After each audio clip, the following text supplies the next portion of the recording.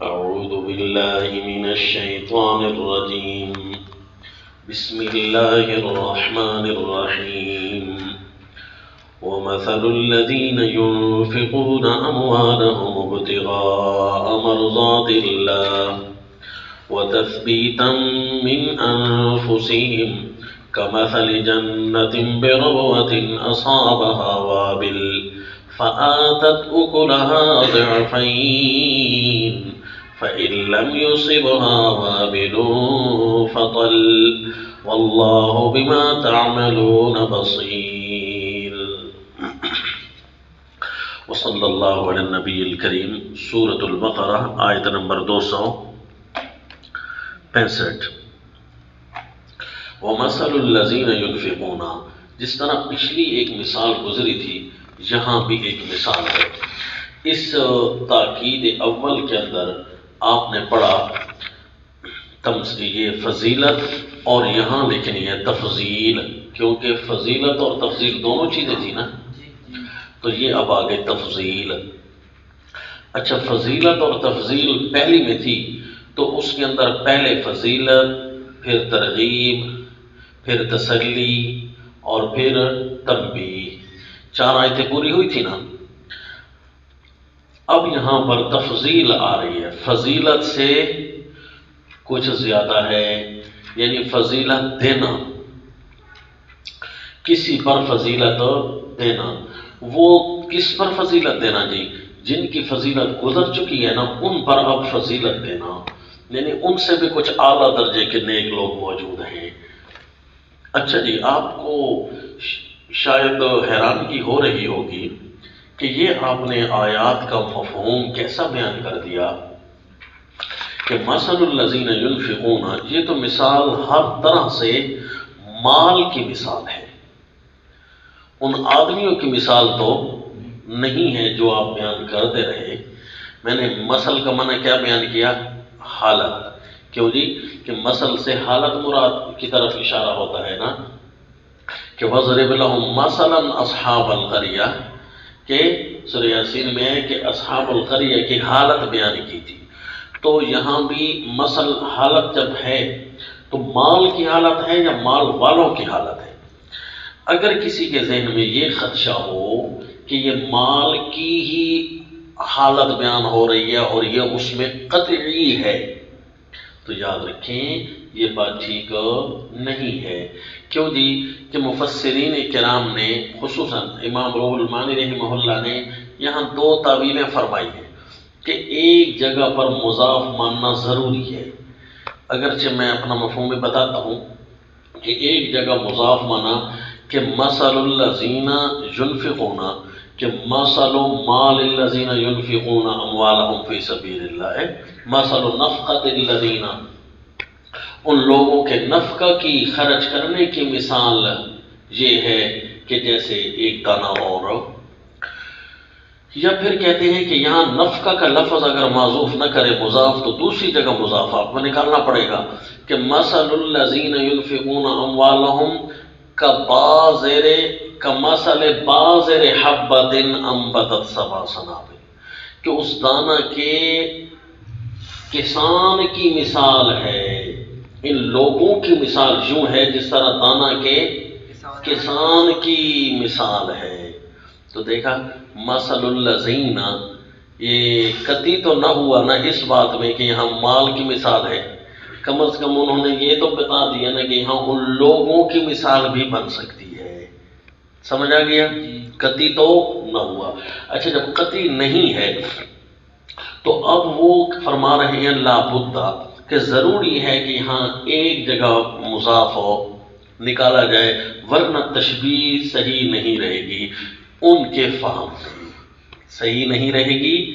امام روح المانی فرما رہے ہیں صحیح نہیں رہے گی، لیکن ہم کیا کہیں گے؟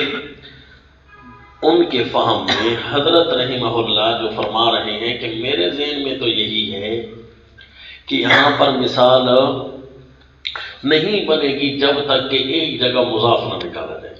تو ہم کہتے ہیں ہم تو بہت چھوٹے آدمی ہیں، ہم جو ہے اسی طرح اگر پابند رہیں جس طرح کہ اللہ کے قرآن کے الفاظ ہیں، ایک لفظ بھی ہم نہ نکالیں تو کیا مثال بنے گی کہ نہیں بنے گی؟ بنائی تو بنی کہ نہ بنی، بلکہ اعلیٰ طریقے سے سمجھ آ گئی، کتاب اللہ کا کوئی لفظ بھی زائد نہ نکالنا پڑا۔ تو اس کو تفسیر بالرائے سے اور زیادہ دور لے کر جائیں گے ہم، تفسیر بالرائے تاکہ نہ ہو سکے، اتنی بھی نہ ہو سکے تاکہ اپنی طرف سے مضاف نکالنا پڑے۔ جتنا کتاب اللہ ہے اسی کے تابع رہنا ہے، سمجھا جی؟ تو مفسرین اکرام آپس میں اختلاف کر رہے ہوں نا جس نقطے میں، تو سمجھ آ جاتی ہے کہ یہ نقطہ قطعیات کی طرف تو کم از کم نہیں ہے نا، اس میں مفسرین کی رائے مثلا آگے بھی آ رہا ہے، کمثل جنت بربوۃ اصابها وابل، وہاں پر امام مفسر کبیر کے ایک نقطہ چھوٹا سا بتاؤں گا، وہ کہتے ہیں میرے مطابق تو یہ بات یوں ہونی چاہیے، ایک دیگر سارے مفسرین کے ہٹ کر۔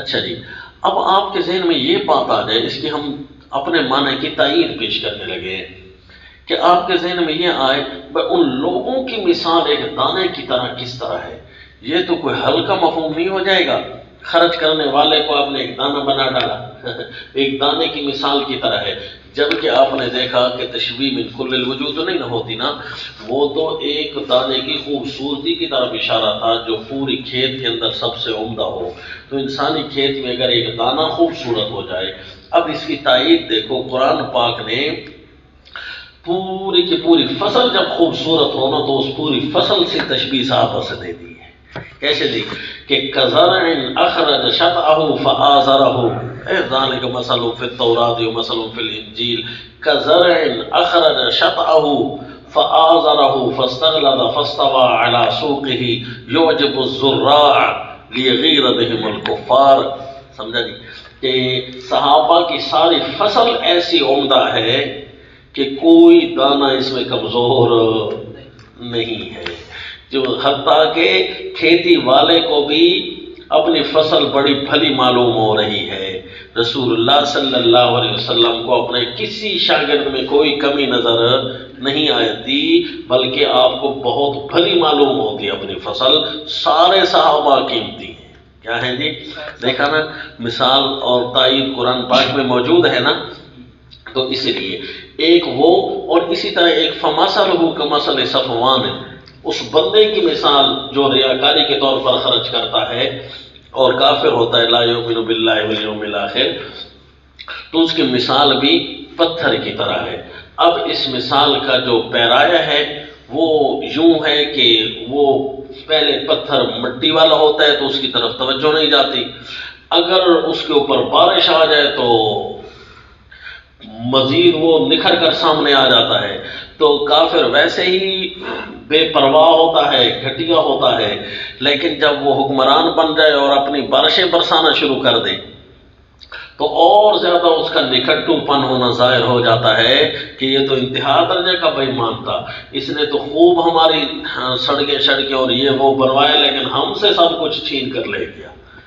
یہ بناتا تو خود بنواتے نا، کوئی رفاہی امور میں ایسا کام کیا کہ سارے لوگوں کے ناک میں دم کر رکھا ہے، وہ ٹیکسز کے نام سے ان سے ساری چیزیں لے گیا۔ تو یہ جی اس مثال کو توجہ سے سنیں، پھر ایک اگلی جو مثال آ رہی ہے نا وہ بھی دیکھیں، اس مثل الذین ینفقون اموالہم، یہ خرچ کرنے والوں میں بھی اعلیٰ درجے کے لوگ ہیں، یعنی ان سے بھی کمال کے لوگ ہیں، اس لیے یہ بیان تفضیل ہے، فضیلت دینے کی طرف اشارہ ہے کسی اور پر۔ دیکھو جی، وَمَثَلُ الَّذِينَ يُنْفِقُونَ، اس تفضیل کے اندر بھی باتیں آپ نے نوٹ کرنی ہیں بے شک، اور وہ حالت ان لوگوں کی جو خرچ کرتے ہیں اپنے مالوں کو ابتغاء مرضات اللہ، اللہ کی رضا حاصل کرنے کی خاطر۔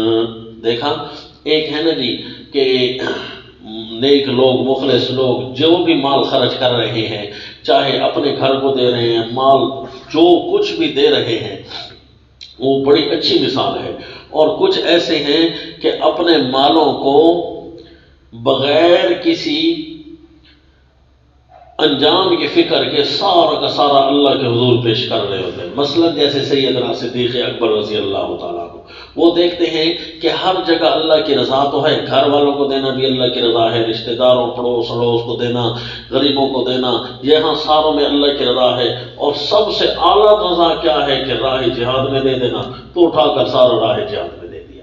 ساری جگہ اللہ کی مرضات ہیں، لیکن سب سے اعلیٰ اللہ کی رضا کہاں ہے؟ تو وہاں دے رہے ہوتے ہیں نا۔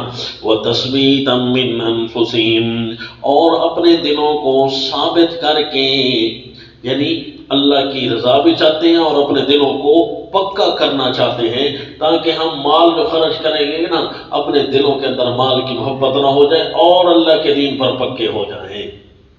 وَتَثْبِيتًا مِّنْ أَنفُسِهِمْ، اور اپنے دلوں کو پکا کرنے کے لیے وہ مال خرچ کرتے ہیں۔ تو مفعول لہو ہے نا جی، جس طرح کے از قبیل قعدت عن الحرب جبنا، کہ میں جنگ سے بیٹھ گیا بزدلی کی وجہ سے، تو یہ اسی قبیل سے آتا ہے نا مفعول لہو، کہ ابتغاء مرضات اللہ وتثبیتا من انفسہم، اپنے دلوں کو پکا کرنے کے لیے مال خرچ کرتے ہیں۔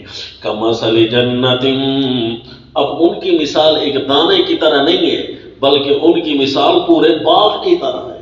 اب سمجھ آ گئی نا حالت، تفضیل ہے نا۔ کمثل جنت، اس ایک آدمی کی مثال پورے باغ کی طرح ہوتی ہے، بربوۃ، آیا نا مزہ، بربوۃ، جو بلند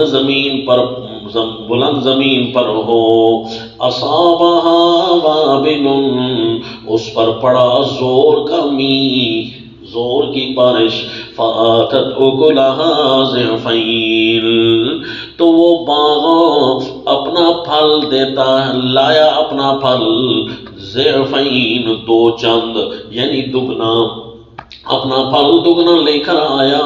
اتنا خوبصورت باغ ہے، اتنی صاف شفاف جگہ پر ہے کہ وہاں پر بارش آتے ہی سارا اپنے اندر سمیٹ لیتا ہے۔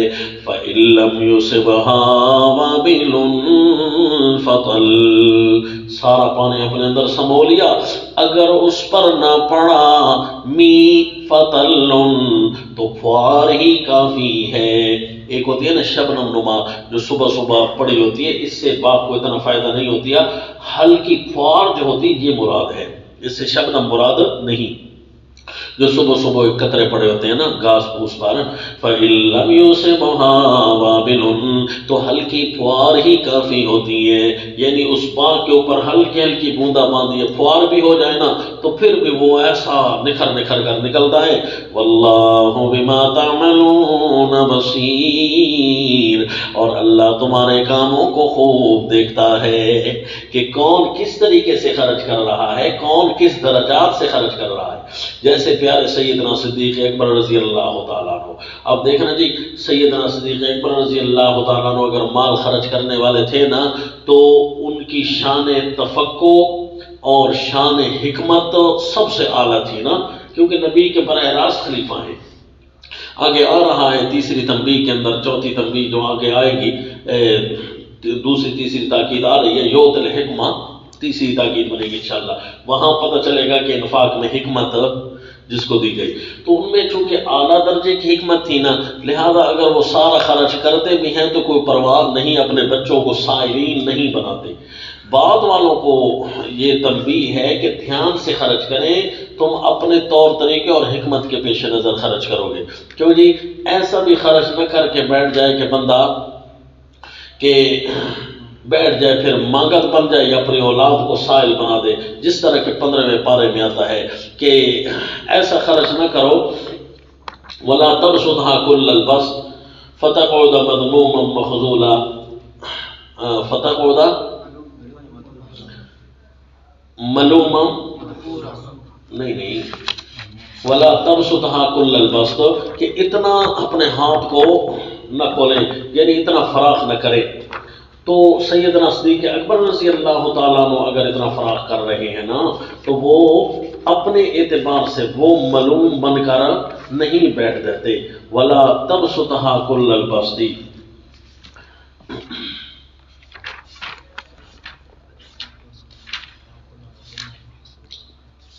فتقعد ملوما محصورا، الزام کھایا ہوا ہارا ہوا بندہ نہ ہو۔ تو یہ سیدنا صدیق اکبر رضی اللہ تعالیٰ عنہ ایسے تو نہیں تھے نا. بعد والوں کو چونکہ اپنے طور طریقے اور حکمتیں ان کے علم کے مطابق تو نہیں ہیں، اگر کوئی ایسی صورت بن جائے تو بے شک سارا مال اللہ کے راہ میں دے تاکہ بعد میں ملوم و محصور نہ ہونا پڑے. تو دیکھا جی اعلیٰ درجے کے جو لوگ ہوتے ہیں، رسول اللہ صلی اللہ علیہ وسلم نے فرمایا سارا مال خرچ کرنے سے بہتر ہے اپنی اولاد کو ایسے حال میں چھوڑ کر جاؤ کہ وہ لوگوں کے سامنے ہاتھ نہ پھیلاتے پھرے. تو یوں جنت بننا ہے نا، ایک دانہ ہو الگ ہے، اور معاشرے میں اگر ایک ایسا بندہ ہو کہ جو پورا کا پورا باغ بن جائے تو پھر کتنا فائدہ ہوگا جی.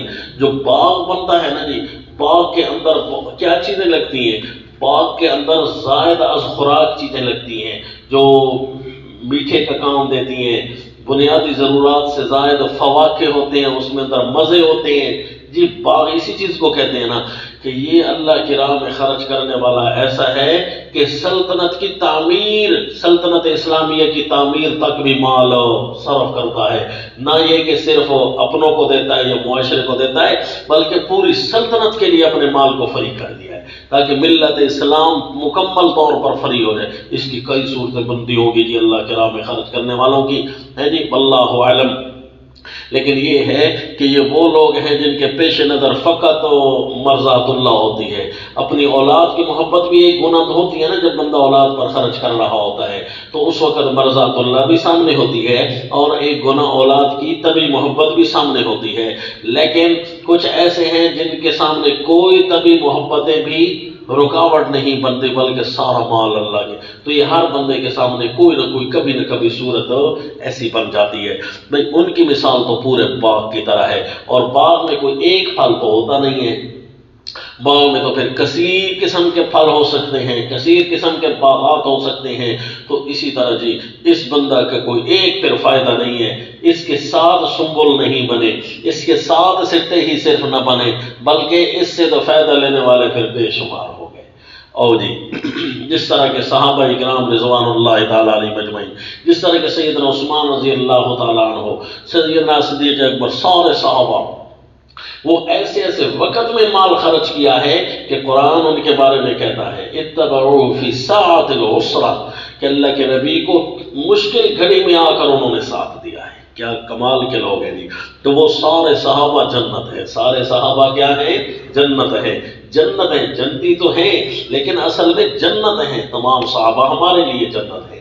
کمثل جنت بربوۃ اصابها وابل. تفضیل دیکھ لیا نا جی، پہلے ایک تفضیل تھی اور پہلے ایک فضیلت تھی اور اس کے بعد کیا تھا؟ ادب تھا. اچھا اب فضیلت ہے، تفضیل بیان ہوئی، اس کے بعد پھر ادب. أَيَوَدُّ أَحَدُكُمْ أَن تَكُونَ لَهُ جَنَّةٌ مِّن نَخِيلٍ وَأَعْنَابٍ. ہم اس کو الگ تاکید کیوں نہیں بنا رہے؟ بنا سکتے تھے اس کو فضیلت اور اس کو تفضیل. دیکھا جی وَمَثَلُ الَّذِينَ، اللہ کریم اس کو نہیں الگ کرنا چاہتے تو ہم کیوں الگ کریں؟ لہذا ہم اس ساری کو ایک بنا رہے ہیں. اس لیے سب کے آخر میں فرمایا كَذَلِكَ يُبَيِّنُ اللَّهُ لَكُمُ الْآيَاتِ لَعَلَّكُمْ تَتَفَكَّرُونَ. ان سارے کو ایک باب سا بنایا. دیکھو جی أَيَوَدُّ أَحَدُكُمْ، کیا تمہیں یہ پسند ہے ان تکون له جنت من نخیل وأعناب، کہ ایک باغ ہو کھجور کا، وأعناب اور انگور کا باغ. انگور اور کھجور کا باغ ایسے تشبیہ ہوتی ہے نا کہ یہ باغ ڈبل فوائد دیتا ہے، کیونکہ انگور کا کام ہے جناب کہ سایہ کرنا، درمیان والی جگہوں کو بھر دینا، اور ادھر ادھر کی جو جگہ ہیں ان کے اوپر نکلی ہوئی ہوتی، اوپر والی فضا بھی خالی نہ ہو بلکہ وہ ساری کی ساری بھری ہوئی ہو کھجوروں کے ساتھ، اور اس کے درمیان میں جو جگہ خالی ہوتی ہے وہ سارے کے سارے وہاں انگور لگے ہوئے ہیں، تو زمین کا کوئی حصہ فارغ نہیں رہتا. یعنی ڈبل فوائد، ایک ہی جگہ سے ڈبل فوائد آتے ہیں. حتیٰ کہ باڑ لگانے کی بھی ضرورت نہیں پڑتی، کہیں انگور لگے ہوتے ہیں تو کہیں کھجوریں لگی ہوتی ہیں، وہ خود باڑ کے طور پر بھی کام آ رہے ہوتے ہیں. یا کھجوروں کا پورا باغ ہو اور آس پاس جو باڑ لگی ہو وہ ساری کی ساری انگوروں کے لگی ہوئی ہو، تو یہ کوئی جگہ خالی نہیں بچتی بلکہ ڈبل فائدے ہو رہے ہوتے ہیں. تو اس لیے فرمائے اتنا قیمتی کسی کا باغ ہو تو کھجور اور انگور کا ذکر اس لیے اسپیشل کر کے کیا. تجری من تحتها الانہار، جس کے نیچے نہریں بہتی ہوں. جو جگہ بچ بھی گئی ہو نا زیادہ سے زیادہ وہ وہی ہو جو نہروں والی جگہ ہو جی.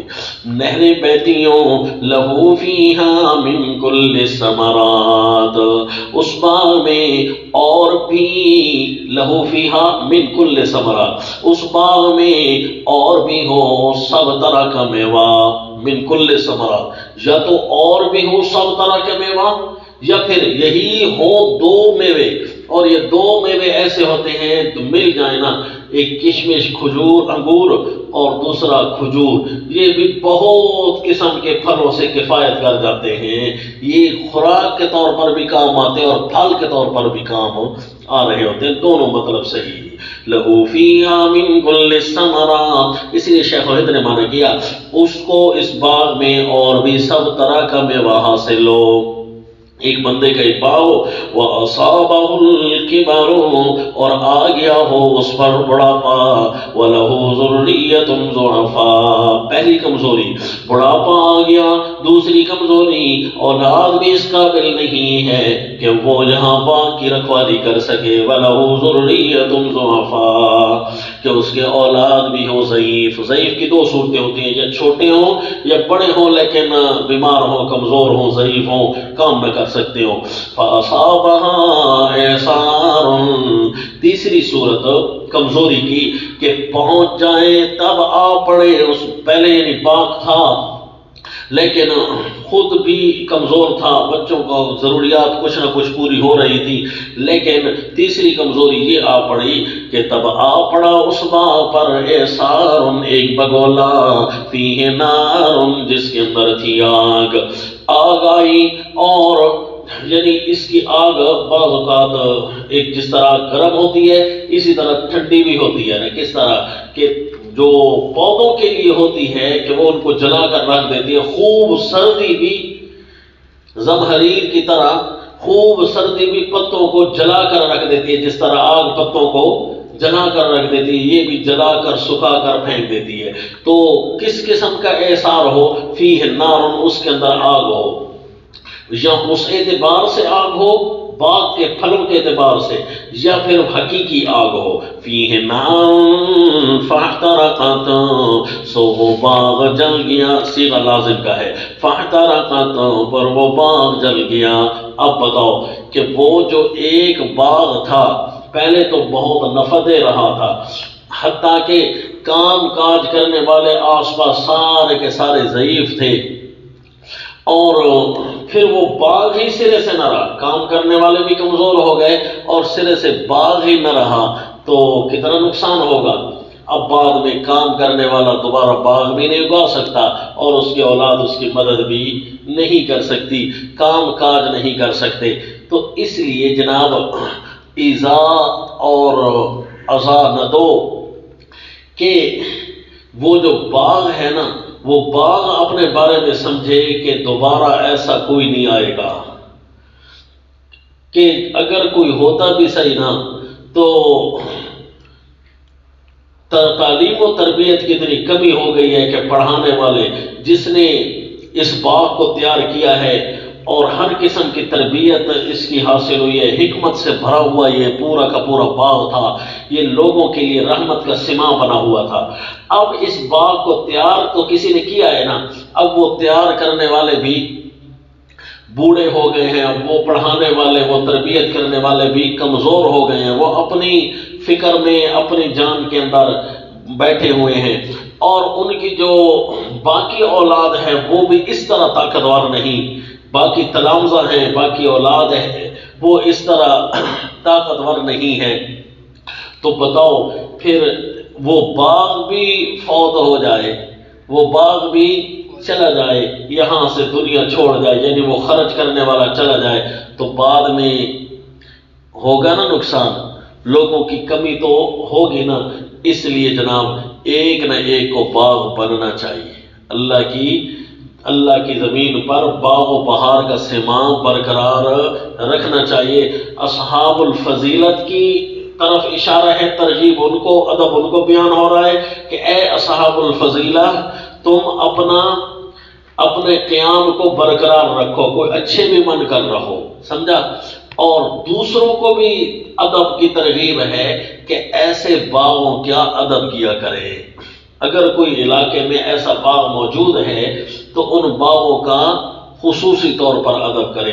آپ کو باتیں دونوں طرف سے سمجھ آ گئی نا، کیونکہ ترغیب الادب ہے، جن کے لیے باغ ہے وہ بھی ادب کرے کہ ہمیں بڑے فوائد حاصل ہو رہے ہیں اس باغ سے، اور جو خود باغ ہیں وہ بھی اپنے اوپر ہونے والی اللہ کی نعمت کا پورا ادب کریں اور اس کو پھیلاتے پھولاتے رہیں آگے۔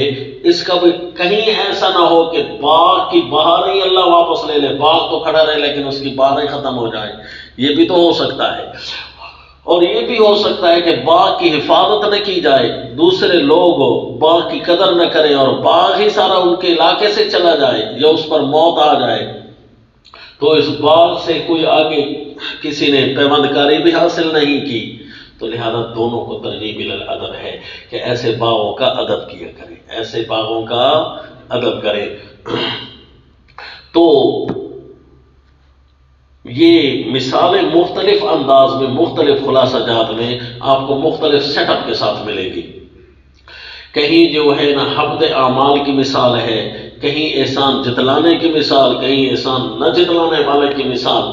مثلا اس مثال کے متعلق اگر یہ کہا جائے کہ ایک آدمی ہے جو اللہ کی راہ میں خرچ کرتے ہیں، ان کا مثال کہ انہوں نے ایک باغ لگایا ہوا ہو اور باغ صحیح آب و تاب کے ساتھ چل رہا ہو، لیکن جب بندہ کمزور ہو جائے اور دوسری طرف سے اولاد بھی نہ ہو، تیسری طرف سے باغ ہی اس کا ختم ہو جائے، تو یوں جو ہے نا حبد اعمال نہ کرے، ایذا اور اذا دے کر، یہ احسان جتلا کر کہ باغ ہی سارا کا سارا نہ رہے، تو وہ مثال بھی پوری ہو سکتی ہے، لیکن آیت کے تمام افراد میں سے یہ نہیں۔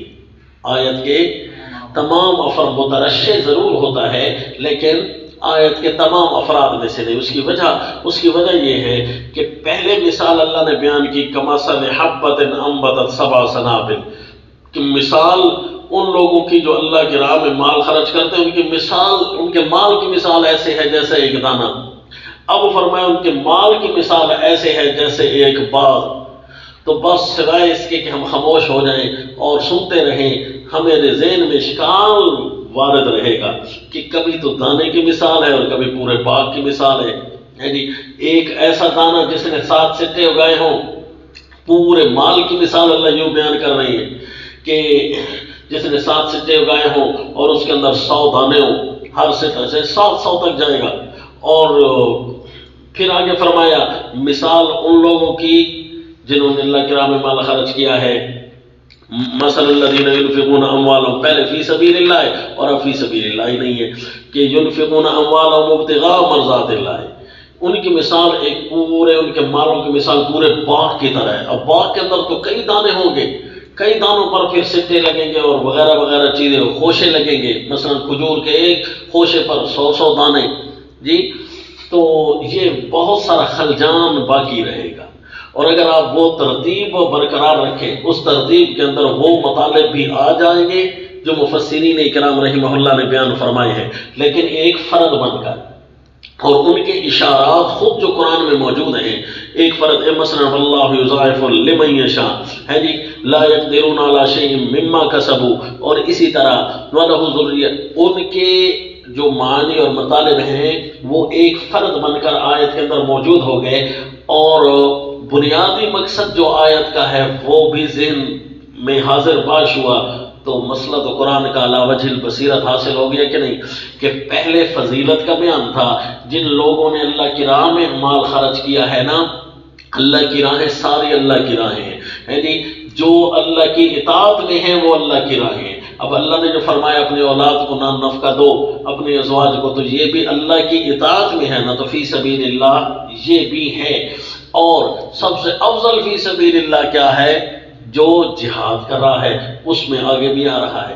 تو اس آدمی کی مثال جو خرچ کرتے ہیں ان لوگوں کی مثال ایک دانے کی طرح ہے، اس ایک دانے کی طرح ہے جو پوری فصل کے اندر موجود ہو. اگر ساری فصل ہی ایسی ہو تو کیا ہی بات ہے. جس طرح کے صحابہ کی پوری فصل ہی ایسی تھی. قرآن نے کہا کزرع اخرج شطأہ فآزرہ فاستغلظ فاستوى. اور پھر فرمایا کہ جو فی سبیل اللہ میں بھی مرضات اللہ کی تلاش میں ہے، اللہ کی رضا کے اعلیٰ معیار کی تلاش میں ہے نا، تو اس کی مثال ایک دانے کی طرح نہیں، پورے باغ کی طرح ہے. تو وہ فضیلت ہے، یہ تفضیل ہے. فضیلت کے اندر بھی ادب بیان کیا کہ کسی کو اذا نہ دو، احسان نہ جتلاؤ، اور تفضیل کے اندر بھی ادب بیان کر دیا کہ اس باغ کا بھی ادب کرے اور باغ والا خود بھی اپنے اوپر ہونے والی نعمت کا ادب کرے کہ میں باغ ہوں. جس طرح کے انبیاء اکرام کی دعا ہے رب اوزعنی ان اشکر نعمتک التی انعمت علی وعلی والدی وان اعمل صالحا. اللہ تو نے میرے اوپر جو نعمت کی ہے نا، مجھے اس نعمت کی بھی قدر کرنے کی توفیق نصیب فرما. تو اللہ کسی کو باغ بنائے نا کہ اس کے بے شمار فائدے ہوں. جامع المحاسن اللہ آپ کو بنا دے، آمین کہہ دے ہے جی. تو پھر اس کے اندر بندہ اپنی تو قدر کرے نا، اپنی خلوت اور جلوت کو تو کم از کم پاک رکھے نا. اللہ نے مجھے یہ فضیلت بھی دی ہے، عالم بھی بنایا ہے، حافظ بھی بنایا ہے، ماں باپ کا تابع فرمان بھی بنایا ہے، پڑھتا بھی ہوں پڑھاتا بھی ہوں. تو کم از کم اللہ کی نعمت کا شکریہ تو ادا کرے. جب گناہ سامنے آئے تو اس کو بھگا بھی دینا، گناہ سامنے آئے تو اس سے ہٹا بھی دینا. یہ قدر ہے اس کے باغ کے اپنی. تو اس لیے فرمایا کذالک یبین اللہ لکم الآیات لعلکم تتفکرون. یہ یوں سمجھاتا ہے اللہ، کذالک یبین اللہ، بڑا پیارا معنی کیا. یہ اللہ کا کمال ہے، یعنی یوں سمجھاتا ہے تم کو اللہ اپنی آیات سمجھاتا ہے تاکہ تم غور کرو. اس کا مطلب ہے یہ جو پچھلی آیتیں بیان ہوئی ہیں ان میں تفکر کی کافی ضرورت ہے. جس طرح کے پہلے کذالک یبین اللہ لکم الآیات لعلکم تتفکرون فی الدنیا والآخرہ بیان ہوا تھا نا، وہ بھی ایسی باتیں تھیں جن کے اندر تفکر کی بڑی ضرورت آئی تھی. تو بڑا تفکر اس میں چل رہا تھا کہ نہیں چل رہا تھا ہے جی. فی الدنیا والآخرہ ویسألونک عن الیتامی، تو کافی تفکر کیا. یسألونک ماذا ینفقون دونوں جگہوں پر تھا، تو کافی تفکر سے کام لیا تھا ہے جی. تو تفکر کر رہے، اللہ کا قرآن خود اشارہ کر رہا ہوتا ہے فہم و تفہیم کی طرف جی. تو اب دو مثالیں دے کر اللہ کریم نے تفکر کی دعوت دے دی کہ سمجھ جاؤ کہ کس اعتبار سے اور کیسے بندہ فضیلت والا بنتا ہے اور کس اعتبار سے اور کیسے. ذرا غور و فکر کیا نا کہ ایک آدمی کا وجود کتنا فائدہ دیتا ہے، اور اس سے بھی زیادہ یہ ہوتا ہے کہ ایک آدمی کا وجود کتنی بڑی رحمت ہوتا ہے. اور حدیث پاک میں آیا کہ یہ جو بادشاہ ہوتا ہے نا اللہ کی طرف سے عطا کردہ، جو اللہ کے حقوق کا پاسدار ہوتا ہے، السلطان ظل اللہ فی ارضہ، اللہ کی زمین پر وہ اللہ کی رحمت کا سایہ ہوتا ہے. سمجھا؟ کیونکہ وہ پورا ایک باغ ہوتا ہے. السلطان العادل ظل اللہ فی ارضہ. وہ کیونکہ اس کی مثال ایک دانے کی تو نہیں ہوتی نا، وہ پورا باغ ہوتا ہے خود، اس کے اندر کئی دانے ہوتے ہیں پوری کے پوری. آؤ جی، یا ایھا الذین آمنوا، اب ان آیتوں پر تسلی آئی کہ اب آیتیں ہمیں زائد نہیں لگ رہی تھی جی. یا ایھا الذین آمنوا انفقوا من طیبات ما کسبتم. اچھا جی، یہ آ گئی تاکید ثانی. وہاں تاکید ثانی کیا تھی؟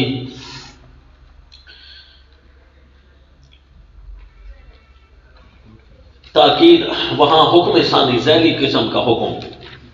یہاں تاکید میں تھی اذا نہ دو، ایذا نہ دو، کسی کو تکلیف نہ دو، گندگی سے بھی بچو اور کسی کو گندا کرنے سے بھی بچو. خود بھی برے نہ ہو جاؤ اور دوسروں کو بھی برا نہ کرو. ان کے مال کی وجہ سے ان کو مال دے کر صدقات کر کے ایذا نہ دو. تو یہ پہلا حکم کے اندر بھی یہی تھا، اذا نہ کرو، اذا سے بچو اور ایذا سے بچو. اب جب دوسرا حکم آیا تھا اس کے اوپر ترتب کر رہی ہے یہ دوسری تاکید.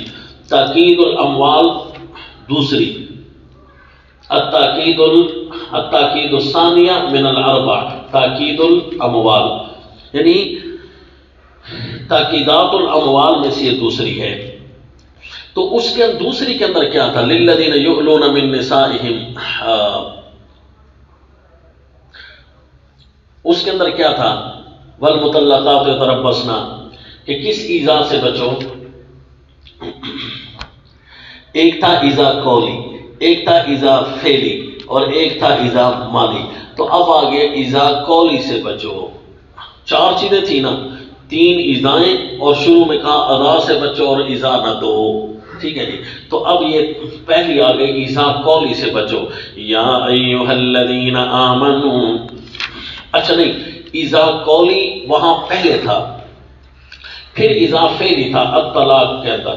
इसी तरह था ना, यहां कुछ तरतीब तब्दील है। अगरचे वहां भी ईज़ा फेली और ईज़ा कौली अलग अलग बन सकती हैं। पहले अगर लिल्लज़ीना युलूना मिन निसाइम को ईज़ा कौली बनाए तो या अय्युहल्लज़ीना आमनू अनफिकू, ये ईज़ा तो फेली बनती है कि इससे मना किया कि ईज़ा फेली न दो।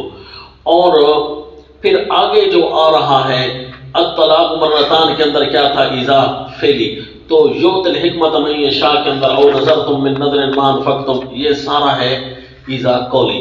या तो अला तरतीब लफ़्ज़ नशर गैर मुरत्तब के तौर पर होगी, और अगर लिल्लज़ीना युलूना मिन निसाइम को ईज़ा फेली बनाए और अत-तलाक़ को ईज़ा कौली बनाए तो फिर लफ्ज़ नशर मुरत्तब के तौर पर होगी, यानी जिस तरह खोला उसी तरह बंद किया।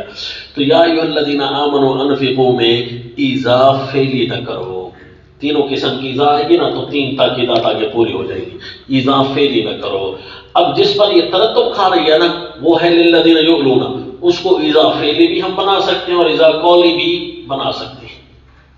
या अय्युहल्लज़ीना आमनू अनफ़िक़ू मिन तय्यिबाति मा कसबतुम व मिम्मा अख़रजना लकुम मिनल अर्ज़। अच्छा मेरी तरफ देखें जरा, ताकीद भी बन रही है, ताकीद सानिया भी है, लेकिन पिछली तफ़ज़ील की तंबीह भी है। तवज्जो है जरा आपकी। पहले फजीलत बयान हुई, फिर अदब, फिर तसल्ली, फिर तंबीह। अब यहां तफ़ज़ील बयान हुई और अदब, तसल्ली यहां नहीं है बल्कि तंबीह है। अगली ताकीद भी शुरू हो रही है और पिछली ताकीद के लिए तंबीह भी है। पहले भी तंबीह आई थी लेकिन तंबीह से पहले तसल्ली थी। तवज्जो है पिछली ताकीद में। यहां मसलुल लज़ीना युनफ़िक़ूना में तरगीब के बाद तसल्ली नहीं है, फौरन तंबीह आ गई, या अय्युहल्लज़ीना आमनू। नुक्ता ज़हन में आया? तंबीह से पहले वहां तसल्ली थी ना, यहां तंबीह से पहले तसल्ली नहीं है। अच्छा जी, क्यों नहीं है? वजह यह है कि वहां माल देने वालों, मालदारों और गरीबों दोनों का जिक्र था ना, और यहां चूंकि है ही माल वाले उसका जिक्र जो अपने माल के जरिए और मर्ज़ातुल्लाह कमाना चाहता है, तो इसके बाद उनका जिक्र करना जायद होता। जो गरीब लोग हैं उनको कह दिया जाता कि तुम और ज्यादा अल्लाह की रज़ा हासिल करो। क्यों? वो खैर के अंदर आ जो गया है, लफ्ज़ खैर के अंदर मौजूद था, इंतहाई नहीं बयान की। फरमाया था क़ौलुन मारूफ़ुन व मग़फ़िरतुन ख़ैरुन, बहुत बेहतर है। कितना बेहतर है? बहुत बेहतर है, बहुत बहुत। हत्ता कि जो आला दर्जे के अखलाक वाला होगा, पता नहीं वो कितना बढ़ जाएगा, वो कितना देने वालों में से बढ़ जाएगा। इसीलिए जी यहां पर तंबीह है, तसल्ली नहीं लगाई बल्कि फौरन तंबीह आ गई। तंबीह भी है पिछली मिसाल के लिए और नई ताकीद भी है। या अय्युहल्लज़ीना आमनू अनफ़िक़ू मिन तय्यिबाति मा कसबतुम व मिम्मा अख़रजना लकुम मिनल अर्ज़, खर्च करो पाकीज़ा चीजों में से जो तुम कमाते हो। जो पाकीज़ा माल ना हो ना वो न देना। तुम्हारी हैसियत बाग की है, बाग का अगर फल खराब हो ना, पता नहीं कितनों को नुकसान देगा, कितने बीमार होंगे, कितनों के आबो हवा नामुवाफिक होगी। इसी तरह तुम अगर पाकीज़ा चीजें कमा कर वो खर्च दोगे ना तो लोगों का मुस्तकबिल भी बड़ा पाक और साफ होगा, उनके पेट में नेकी के सामान जा रहे होंगे। इसलिए तंबीह भी है और ताकीद भी अगली है कि ए ईमान वालो, यानी खर्च, पहली ताकीद कि ईज़ा किसी को न दो और अगली ताकीद ईज़ा फेली न करो।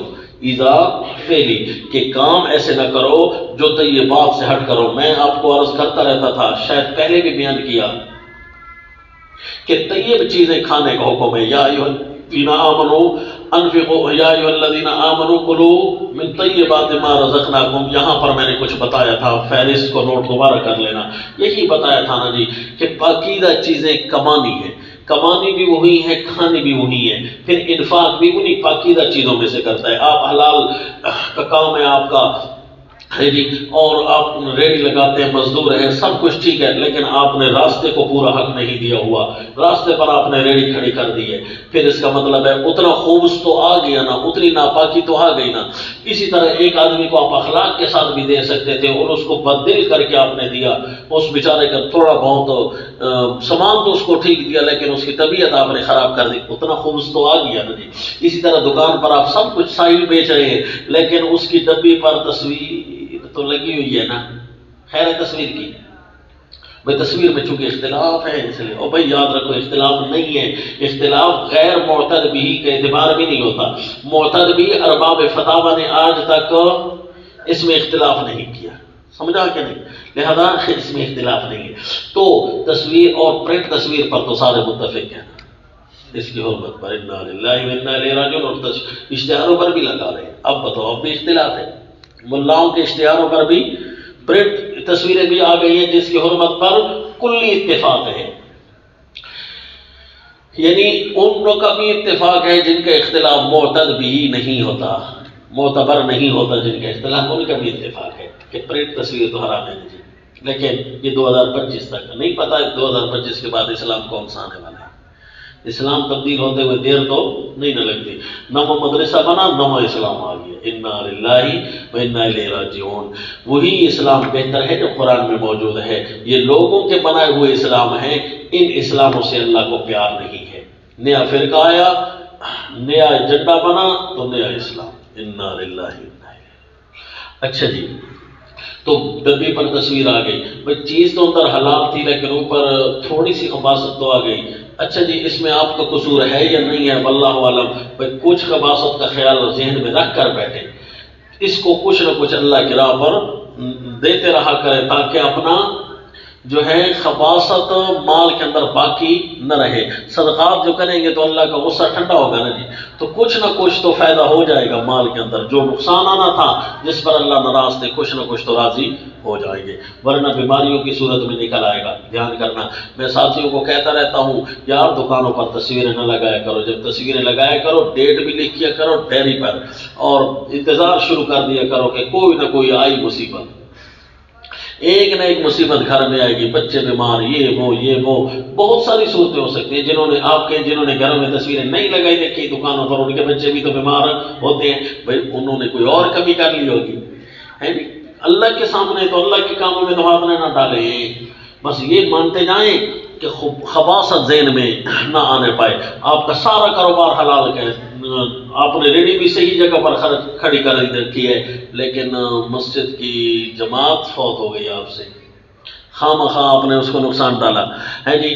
آپ کا ذریعہ آمدن کامل طریقے سے حلال ہے لیکن آپ نے قرآن صحیح نہیں پڑھایا، آپ نے پڑھا صحیح نہیں، اتنی خباثت تو ذہن میں اندر جا رہی ہے نا، تو اس لیے ساری فہرست کو نوٹ کریں کہ ہر قسم کی خباثت کو دور کر کے اللہ نے فرمایا انفقوا من طیبات ما کسبتم ولا تیمموا الخبیث منہ تنفقون، کسی خباثت کو نہ آنے دو۔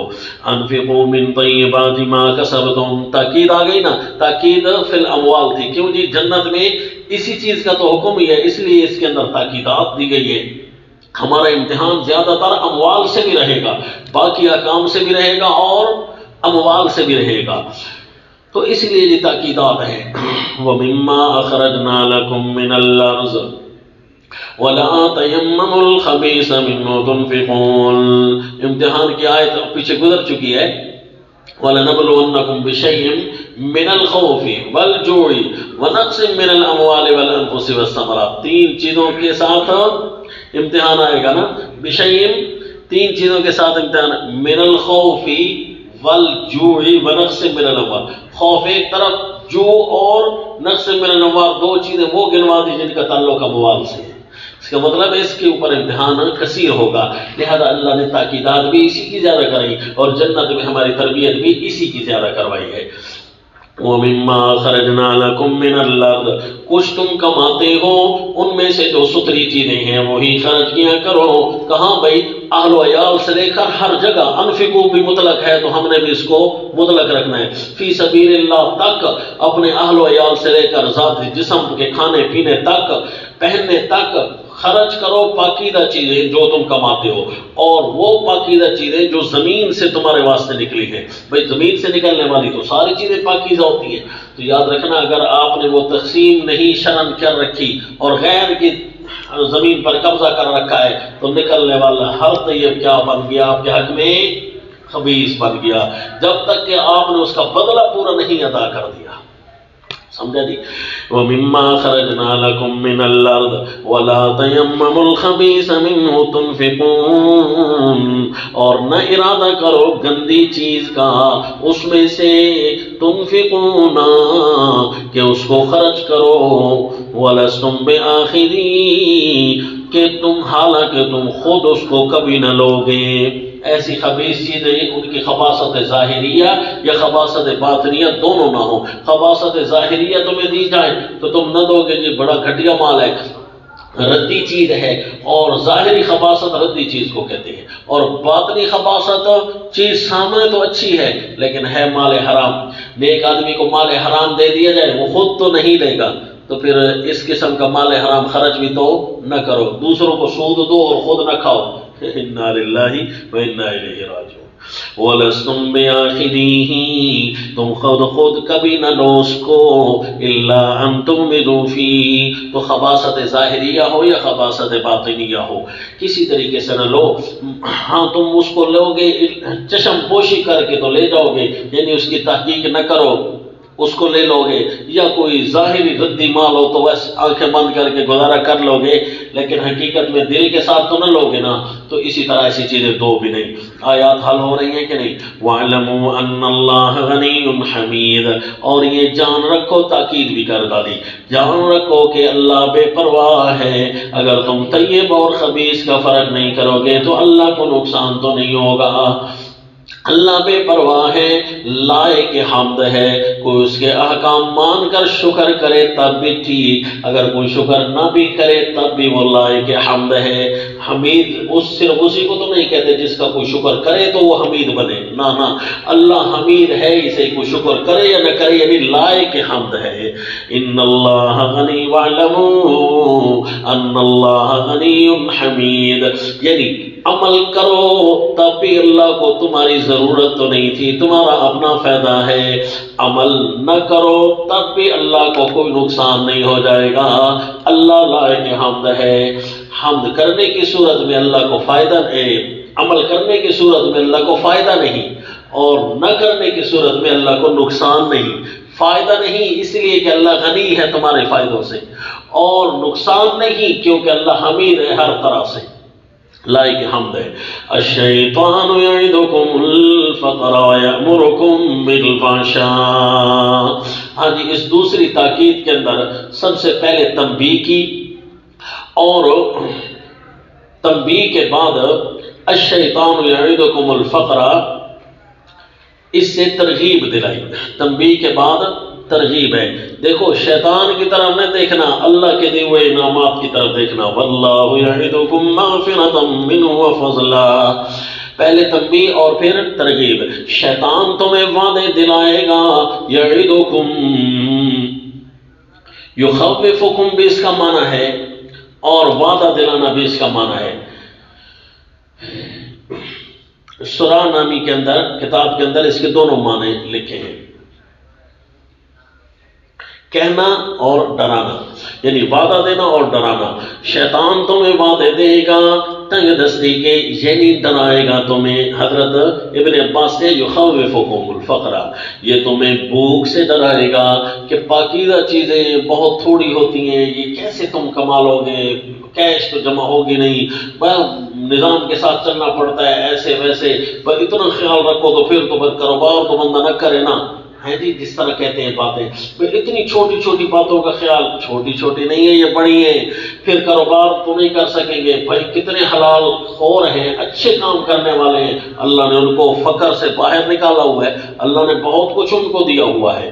تو شیطان تمہیں کہے گا بھائی اتنی زیادہ تم نے پابندیاں اپنے اوپر لگائی نا، پھر تم بھوکے مر جاؤ گے۔ الشیطان یعدکم، شیطان تمہیں ڈرائے گا الفقر، فقر سے، ویأمرکم بالفحشاء، اور حکم کرے گا تمہیں بے حیائی کا، الفحشاء بے حیائی کا، یعنی ایک طرف سے تو بھوک سے ڈرائے گا، اور دوسرے کام اگر اس کی مان لیں بالفرض نعوذ باللہ کہ خبیث چیزیں بھی کروا لیں، میں کیش اکٹھی کر، تو پھر ادھر سے بے حیائی بھی کروائے گا، یعنی طیب کمانے سے وہ تمہیں ڈرائے گا فقر کے اعتبار سے، اور اگر خبیث کما لو تو پھر فحش کا حکم کرے گا، پھر آگے بھی تو نہ جانا، پھر پیسے بچوا کے رکھنا، اب تو جس فقر سے پہلے ڈرا رہا تھا تو اب بھی تو خرچہ نہ کروانا، اب خرچہ تو اسی طرح کروا رہا ہے، یہ فحشا کروائے گا، یعنی خبیث حاصل نہ کرنے کی صورت میں فقر سے ڈرائے گا، اور خبیث حاصل کر لینے کی صورت میں فحشا کا مشورہ دے گا۔ یأمرکم اے یشاورکم، مشورہ دے گا، مشورہ چونکہ پرزور طریقے سے ہوگا اس لیے اس کو امر سے تعبیر کیا، ورنہ ابلیس آ کر امر تو نہیں دیتا نا ہمیں، تو صرف اور صرف وہ مشورہ دے سکتا ہے، ذہن میں بات ڈالتا ہے، وسوسہ ڈالتا ہے، تو چونکہ پرزور مشورہ ہوتا ہے نا اس کا، اس لیے اس کو امر سے تعبیر کیا۔ وَيَأْمُرُكُمْ بِالْفَحْشَاءِ، شیطان کی ہر بات میں نقصان ہے، کوئی بھی اس کی بات مانو الٹ کرتا ہے، پہلے تمہیں کیش بنانے کی ترغیبیں دے گا، اچھا جب کیش بن رہی ہے تو اب بننے دینا، بچانے دینا تاکہ اور زیادہ امیر ہو جائے، کہے گا نہیں کیا بچا کر رکھنے، لگاؤ، تو کوئی تو انٹرٹینمنٹ بھی ہونی چاہیے، کوئی تو زندگی کے مزے بھی تو ہونے چاہیے، پھر فحش امور پر لگوائے گا۔ اس لیے جی حرام خوری سے جب مال، خباثت سے جب مال کثیر ہو جاتا ہے نا، سب سے پہلے اس کو گناہ کی فکر لگ جاتی ہے، گناہ کی چاہت ہونے لگ جاتی ہے، گاڑی لے لی تو اب گناہ کی چاہت ہے کہ اب اس کے اوپر حرام خاریاں اور حرام خوریاں کروں، ہے جی وہ لے لیا گاڑی، گھر بنگلہ لے لیا تو اس کے اندر کوئی حلال کے کام کے لیے دل نہیں کرے گا، جبکہ مالدار حقیقی ہو، سچا ہو، جتنا امیر ہوتا جائے گا اس کے سامنے مصارف الخیر کھلنا شروع ہو جائیں گے، یہاں بھی خرچ کر دوں، وہاں بھی خرچ کر دوں، وہاں بھی خرچ کر دوں، نہ خود اس کے سامنے کچھ ختم ہوگا نہ مصارف الخیر اس کے سامنے ختم ہوں گے، جبکہ خبیث جتنا بھی، خبیث مال والا جتنا بھی امیر ہوتا چلا جائے اتنے زیادہ گناہ اس کے وسیع ہوتے جائیں گے اور مصارف الخیر بند ہونا شروع ہو جائیں گے۔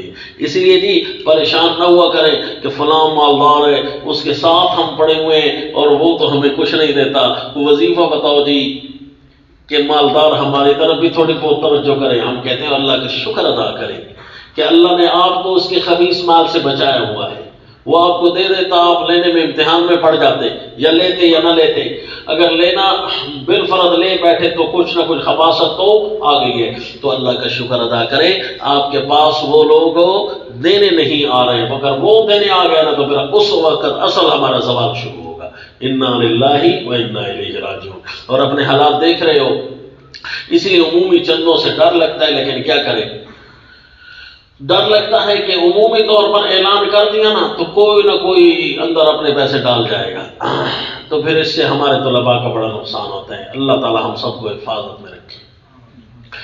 طلباء بیچارے دیکھ رہے ہوتے ہیں کہ استاد بے عزتی کر رہا ہے، استاد منتیں کر رہا ہے، استاد سبق بھی پڑھا رہا ہے، بیچارہ دیکھ بھی رہا ہوتا ہے، سب کچھ سن بھی رہا ہوتا ہے، سمجھ بھی رہا ہوتا ہے، لیکن اس کی توجہ نہیں جاتی سبق کی طرف، وہ پڑھنا چاہتا ہے پڑھ نہیں سکتا، کیوں جی اندر کچھ کیا بیٹھے، تو میں کہتا ہوں لگتا ہے کوئی دے گیا ہے بینک والا پیسے، کہ اس کو سبق جو نہیں توجہ کر رہا، کیا کریں، حالانکہ استاد بڑی آہوزاریاں کر رہے ہوتے ہیں، منتیں کر رہے ہوتے ہیں کہ کوئی پڑھے۔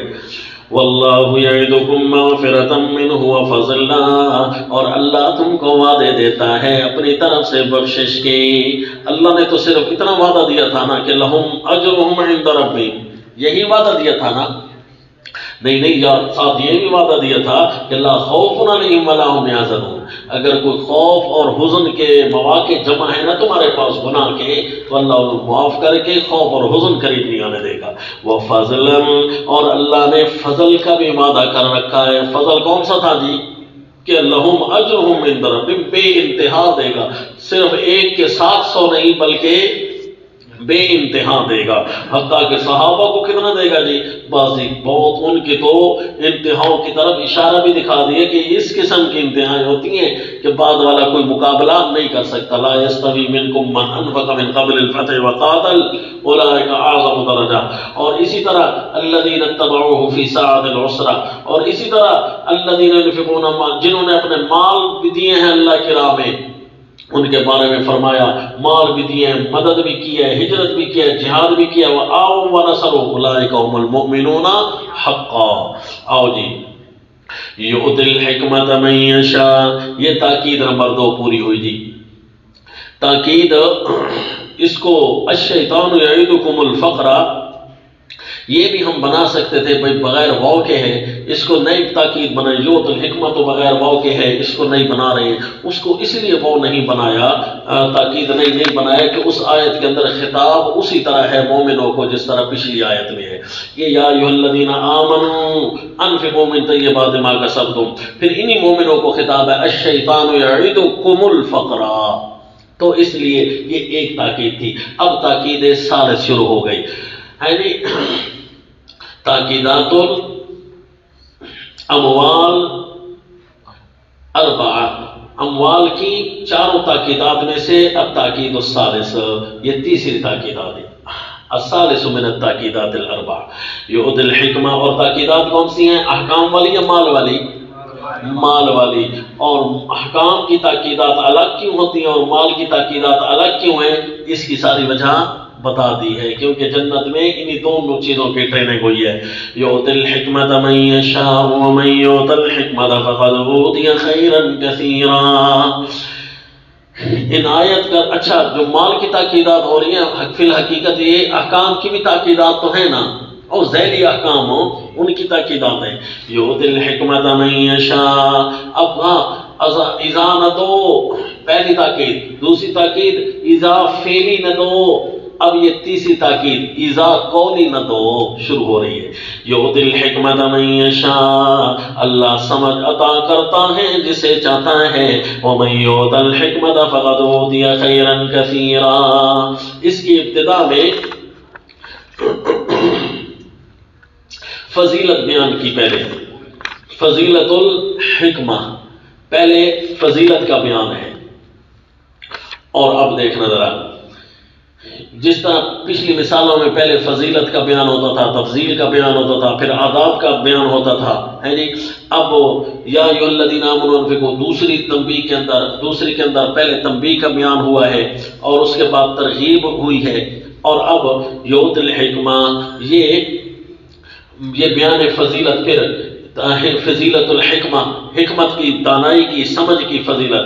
اچھا، یہ جو احکام ہیں یا اموال ہیں، احکام بدنیہ ہو یا مالیہ ہو، جس اعتبار سے بھی مکمل طور پر اللہ کے منشا کے مطابق، چاہت کے مطابق خرچ کرنا، یوں سمجھو اس کو پوری دانائی حاصل ہے، اس کو ہر طرح سے حکمت ہے۔ یؤتی الحکمہ، اللہ عنایت کرتا ہے سمجھ جس کو چاہتا ہے، لیکن کس کی سمجھ؟ اگرچہ تاکیدات کے مطابق مال کی سمجھ جاری ہے یا پچھلے احکام کے اعتبار سے احکام کی سمجھ جاری ہے، تو بس یہ ہر طرح کی خیر کی حکمت، ہر طرح کی، اللہ نے جو لفظ سادہ سا بولا ہے تو ہم اس کو بھی پابند نہیں کریں گے کہ اللہ جس کو بھی خیر کی جو بھی سمجھ نصیب فرما دے، وَمَن یُؤْتَ الْحِکْمَةَ، اور جس کو بھی دی گئی سمجھ، فقد اوتی خیرا کثیرا، اس کو ملی ہے بہت بڑی خوبی۔ کہیں سارا مال دینے میں حکمت ہوتی ہے، کہیں مال بچانے میں حکمت ہوتی ہے، یہ سارے کے سارے حکمتیں جس کو دی گئی ہیں۔ کہیں نماز کے احکام پورا کرنے میں حکمت ہے، کہیں نماز کے اندر ترمیم کرنے میں حکمت آئی تھی، فَإِنْ خِفْتُمْ فَرِجَالًا أَوْ رُكْبَانًا، کہیں شہر الحرام میں پابندی تھی لڑنے کی، یہ حکمت تھی، اور کہیں لڑائی کرنے میں حکمت ہے۔ یہ ساری حکمتیں دین کی، احکام و اموال کی جو بھی حکمت ہے، دانائی ہے، سمجھ ہے، اسے بہت بڑی خوبی مل گئی ہے۔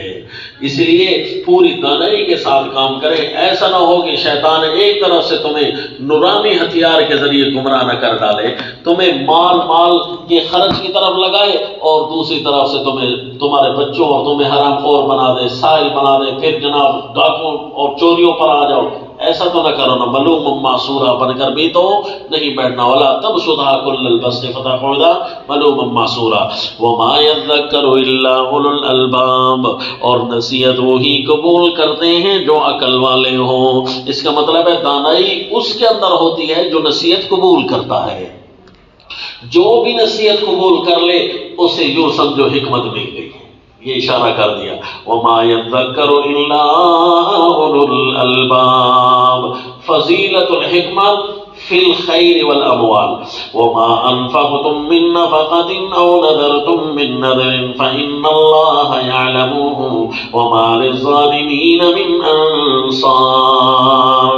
فضیلت کے بعد پھر تنبیہ آ گئی تھی وما انفقتم من نفقۃ او نذرتم من نذر، جو بھی تم خرچ کرو، پہلے فضیلت کے بعد ترغیب تھی، اب فضیلت کے بعد تنبیہ آ گئی۔ فضیلت الحکمت کے ساتھ جو بھی، دیکھو حکمت ہر طرح کی تھی نا، اور یہاں بھی لفظ بھی اسی طرح ہے، جو کچھ بھی خرچ کرو تم من نفقت، کوئی خیرات، او نظر تم من نظر، یا قبول کرو گے کوئی منت، دیکھا او نظر، ہر طرح کی خیر کا ذکر ہے نا، او نظر تم، یا قبول کرو گے کوئی نظر۔ نظر کا مطلب ہے کہ کوئی ارادہ کرنا، عہد و پیمان کرنا، عہد و پیمان کرنا، اس کا صلہ الہ آتا ہے۔ اور ایک ہے نظر، قسم اٹھا لینا، نظر کا دوسرا معنی قسم اٹھا لینا، اس کا صلہ اعلیٰ آتا ہے۔ اب چونکہ یہ بغیر صلہ کے آئی ہے تو اب اس کا کیا معنی ہے؟ نظر کا معنی اگر یہ کریں کہ فلاں بات کی قسم اٹھا لی ہے جی، تو پھر فإن اللہ یعلمہ، اللہ اس کو جانتے ہیں، اور اس بات کی تاکید حدیث پاک میں آیا کہ نظر نہ اٹھایا کرو، کیونکہ ویسے کہہ دیا کرو میں خرچ کروں گا، یہ کام ہوا تو میں خرچ کروں گا، یوں کرنا اچھا فعل تو نہیں ہے، کیونکہ اس سے تو پھر بخیل کا بال نکالنے کی یہ صورت ہے، بخیل کا مال ویسے نکلتا نہیں تھا، تو حدیث پاک میں اس کی حوصلہ شکنی آئی ہے، تو اس لیے قرآن اس کی ترغیب تو نہیں نہ دے گا۔ تو نظرتم من نظر، اور دوسرا ربط کے مطابق بھی معنی عام والا ہے کہ ہر قسم کی جو دانائی کی بات ہے، تو خرچہ آ گیا تو باقی رہ گئی، اس کے علاوہ والی خیر، اما انفقتم من نفقۃ، تو اس لیے نظرتم من نظر کا معنی ہے کوئی بھی عہد و پیمان کرنا، تو یہ حضرت شیخ القرآن رحمہ اللہ اسی معنی کو راجح قرار دیتے ہیں۔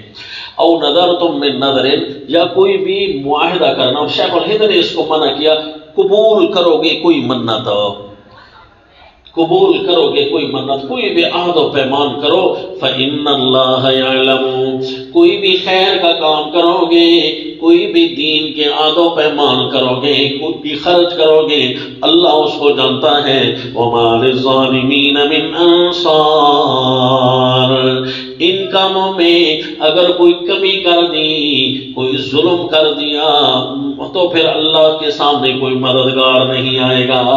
پھر ایسا کوئی نہیں ہے کہ جس نے دین فطرت کے خلاف کوئی کام کیا، حکمت اور دانائی کے خلاف کام کیا، خرچہ خود کر دیا، تو پھر چونکہ تم نے ظلم کیا ہے، اور چونکہ مال کی تاکیدات جاری ہیں نا، تو اس لیے ظلم کا لفظ آیا۔ مال ظالمین، مالی معاملات میں، انفاق میں اگر تم نے کوئی ظلم کیا نا تو پھر اس کا نقصان بڑا ہوتا ہے، اس لیے جی مال کا ظلم کسی پر نہ کریں، مال کا ظلم کرنے سے بہت جلدی پھر اللہ کا انتقام آتا ہے، تو یہ سریع الانتقام ہونے کی طرف بھی اشارہ ہے۔ ان تبدوا الصدقات فنعما ہی، اب جی پہلے فضیلت، پھر تنبیہ، اور اب ترغیب شروع ہو رہی ہے۔ ترغیب کس بات کی طرف؟ ترغیب الی الحکمہ، ہر کام حکمت سے کرنے کی طرف ترغیب۔ پہلے فضیلت حکمت کی تھی، ان تبدوا الصدقات فنعما ہی، اگر ظاہر کر کے دو خیراتیں تو کیا ہی اچھی بات ہے، کیونکہ اس کے اندر تمہاری حکمت یہ کام کرو گی کہ ہم ظاہر کر کے دیں خیرات تاکہ معاشرے میں ترغیب پھیل جائے اور وہ بھی صدقات خیرات کرنے لگ جائے. تو یہ حکمت ہے ظاہر کرنے میں. دیکھا نا ترغیب الحکمت. وَإِن تُخْفُوهَا اگر اس کو چھپا کر کرو گے وَتُؤْتُوهَا الْفُقَرَاءَ اور فقیروں تک پہنچاؤ گے یعنی ضرورت مند لوگوں تک چھپا کر پہنچاؤ گے صرف پتہ چلے گا فقیروں کو. ایک تخفوہا کا مطلب کہ چونکہ فقیروں کو تو پتہ چلنا تھا نا اس لیے فرمایا اتنا چھپاؤ گے صرف فقیروں تک ہی پہنچا کر آؤ گے. یا معنی یہ ہے کہ اتنا چھپاؤ گے فقیروں کو بھی پتہ نہیں چلے گا کس نے ہمیں دیا اور ان تک بات پہنچ جائے گی ان پر سامان پہنچ جائے گا. فَهُوَ خَيْرٌ لَكُمْ پہلی بات بھی اچھی تھی یہ تو بہت بہتر ہے لیکن تمہارے اپنے حق میں یہ اس سے بھی زیادہ بہتر ہے کیونکہ شیطان کا کم از کم مقابلہ کرنے کا موقع بھی سامنے نہیں آئے گا ریاکاری کا خطرہ بھی ذہن میں نہیں ڈالے گا تو یہ بھی بچ گئے. تو جی اگر تم ظاہر کر کے تو حکمت اور دانائی وہاں یہ کام کر رہی ہو کہ دوسرے بھی کم از کم کچھ تو دے بندہ کی ضرورت زیادہ ہے میرے پاس اتنا ہے نہیں کہ میں اس کو پورا کر کے دوں چاہے اس کو دے دوں تاکہ اور بھی ان کو بھی خیال آ جائے اور ان کی توجہ نہ ہو تو اس طرح توجہ پڑ جائے تب بھی ٹھیک ہے. یہ ترغیب الحکمت ہے نا کہ اگر تم صدقات کرو خیرات کرو جمع بولی صدقہ تو ایک بھی ہو سکتا ہے صدقات کرو ظاہر کر کے اس میں ہر طرح کا صدقہ آ گیا علم کا صدقہ آ گیا مال کا صدقہ آ گیا اخلاق کا صدقہ آ گیا کچھ بھی ہے اور ضرورت مند کا ذکر ہے جو بھی اگلا ضرورت مند ہے اس کے مطابق اس کو دے دیا کچھ ہو. وَيُفَوَّ خَيْرٌ لَكُمْ وَيُكَفِّرُ عَنْكُمْ مِنْ سَيِّئَاتِكُمْ اور اللہ دور کر دے گا کچھ گناہ تمہارے. کیا مطلب کچھ گناہ کہ سارے گناہ یعنی صرف اس ایک فعل سے گناہ تمہارے کچھ ختم ہو جائیں گے باقی خرچ کرنے سے تو اور زیادہ ختم ہو جائیں گے کیونکہ صدقہ کرنے سے کہا نا کہ مغفرت اللہ تعالیٰ لہم اجر عند ربہم ومغفرہ اور اسی طرح فرمایا کہ واللہ یعدکم مغفرۃ منہ وفضلا تو پھر اللہ تعالیٰ معاف جو کرے گا تو وہ تو صدقہ کرنے سے معاف کر دے گا اور اس سے پہلے اگر اس حکمت اور دانائی سے کام کرنے کی وجہ سے کچھ اللہ یہاں بھی معاف کر دے گا باقی جو بچے کہ اللہ صدقے سے معاف کر دے گا اور پھر ابھی بھی کوئی نمبر باقی ہوئے کہ صدقہ زیادہ ہے اور گناہ تھوڑے تھے اور ختم ہو گئے ہیں اللہ کے حساب میں تو اللہ اتنے درجات بڑھا دے گا. تو دانائی کے ساتھ دینے سے الگ اس لیے من سیئاتکم میں تمہارے کچھ گناہ صرف اس دانائی سے دینے سے اخفاء کی دانائی ہو یا ابداء کی دانائی ہو سمجھ آ رہے ہیں آپ کو. ہاں جی وَيُكَفِّرُ عَنْكُمْ مِنْ سَيِّئَاتِكُمْ وَاللَّهُ بِمَا تَعْمَلُونَ خَبِيرٌ اور اللہ کو تمہارے کاموں کی خبر ہے کون کس حکمت سے دے رہا ہے. لَيْسَ عَلَيْكَ هُدَاهُمْ وَلَكِنَّ اللَّهَ يَهْدِي مَن يَشَاءُ وَمَا تُنْفِقُوا مِنْ خَيْرٍ فَلِأَنفُسِكُمْ وَمَا تُنْفِقُونَ إِلَّا ابْتِغَاءَ وَجْهِ اللَّهِ وَمَا تُنْفِقُوا مِنْ خَيْرٍ يُوَفَّ إِلَيْكُمْ وَأَنْتُمْ لَا تُظْلَمُونَ.